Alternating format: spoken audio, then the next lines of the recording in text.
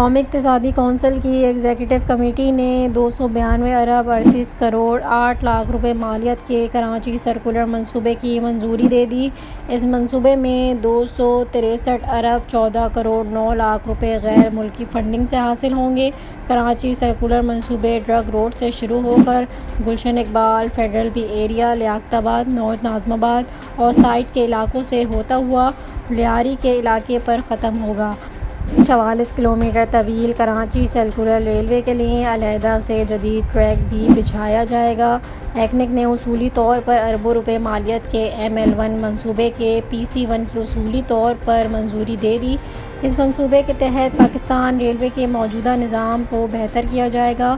اعلامیہ کے مطابق یہ منصوبہ کراچی سے شروع ہونے والے ریلوے نظام کوٹری، حیدرآباد، روہڑی، ملتان، لاہور، راولپنڈی سے ہوتا ہوا پشاور میں ختم ہوتا ہے۔ ایکنک نے نیلم آزاد کشمیر میں 48 میگا واٹ پن بجلی کا منصوبہ لگانے کی بھی منظوری دی ہے۔ یہ منصوبہ نیلم دریا کے کنارے کیل کے قریب لگایا جائے گا۔ اس کی منظوری اس منصوبے کی لاگت کا دوبارہ جائزہ لے کر ڈالر کی قیمت 220 روپے فی ڈالر کے حساب سے مقرر کیے جانے سے مشروط ہے۔